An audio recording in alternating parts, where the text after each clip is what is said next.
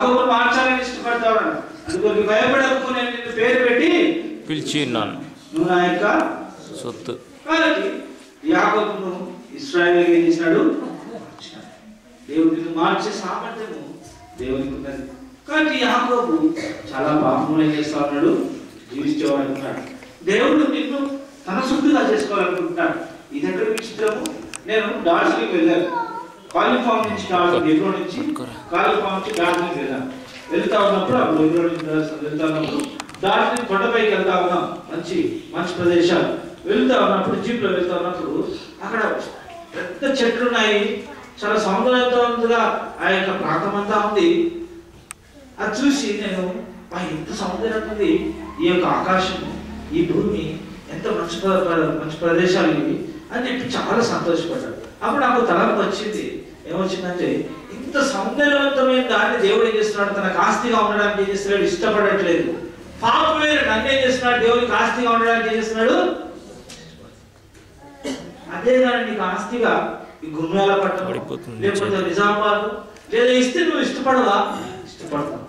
కానీ దేవుడు తాను ఈ లోకంలో సౌందర్యం ఉండినప్పుడు కూడా తనకు నిన్ను ఆస్తిగా ఉన్నాడు, తనకు అది ఆస్తిగా ఉండడానికి ఏం చేస్తున్నాడు? దేవుడు ఇష్టపడంటే నిన్ను తనకు ఆస్తిగా ఉండడానికి ఇష్టపడతావు. మోసగాడైన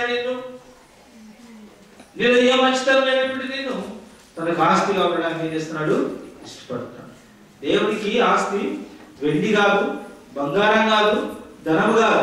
ఇతరులు ఏం చేస్తారంటే, అన్నిలు మరి ఏం చేస్తారంటే ఎన్నో విధాలుగా వెళ్ళి కోట్లు కోట్లు డబ్బులు దేవునికి ఇస్తారు, లేదా బంగారం వెళ్ళి చెల్లిస్తారు.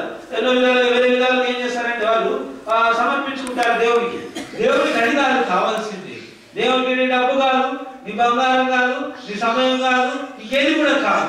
దేవుడికి కావాల్సిందంటే ఏమైనా కావాలి.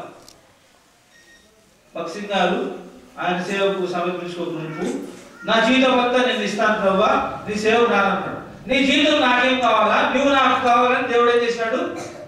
ఇక్కడ ఈ సాయంకాల ఉత్తమైన మాటలు ఏంటంటే, దేవుడు మోసగాడైన నిన్ను, పాపంలో జీవిస్తున్న నిన్ను, అయిష్టకరంగా జీవిస్తున్న నిన్ను, ఇతరులు మోసపోతూ నువ్వు మోసపోతూ జీవిస్తున్న నిన్ను దేవుడు ఏం చేస్తున్నాడు తెలుసు? తన సొత్తుగా ఉండడానికి ఇష్టపడుతున్నాడు. దేవుడికి నువ్వేం ఇవ్వాల్సిన అవసరం లేదు. దేవుడు భిక్షగాడు కాదు. ఆయనకి ఏదైనా కొలువ ఉందని చెప్పుకోవడానికి ఏమాత్రం కూడా ఆయనకు ఏమాత్రం కూడా అవసరం లేదు. ఎందుకంటే మానవులు ఏదైనా కొలువ ఉంటే ఏం చేస్తారు? అడుగుతారు. అక్కడతో ఉంటే ఏదైనా అడుగుతారు. అని దేవుడు అడుగుకునేవాడు కాదు. కాబట్టి దేవుడికి నువ్వేం ఇచ్చేది? అయితే దేవుడిని అడుగుతా ఉన్నాడు, నా కుమారుడని హృదయం నాకు.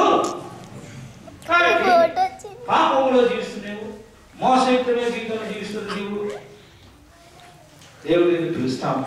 ఎట్లా పిలుస్తున్నాడు? పేరు పెట్టి నేను నీ పేరు నాకు తెలుసు.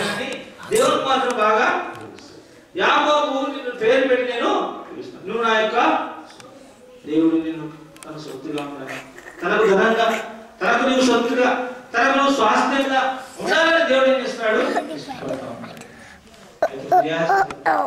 ఏమి మోసయుక్తులను నేను ప్రభువా జీవిస్తా ఉన్నాను. నువ్వు వెండిని కానీ బంగారం కానీ ఈ సృష్టి సౌందర్యవంతం ఉన్నప్పుడు కూడా దాన్ని నువ్వు ఏమాత్రం కూడా ఆస్తిగా, సొత్తుగా, స్వాస్థ్యంగా ఉండడానికి మీరు ఇష్టపడలేదు. ఆ పేరున నువ్వు ప్రేమించు, నన్ను ప్రేమించి నన్ను సొత్తుగా ఉండడానికి, నాలో ఏ మంచితనం లేకపోయినప్పటికీ, నాలో ఏ వేదికలు లేకపోయినప్పటికీ, నాలో ఏమాత్రం విలువైనటువంటి లేకపోయినప్పటికీ, నా హృదయం అంతా మోసయుక్తమైనటువంటి జీవితం ఉన్నటువంటిది, నా చూపులు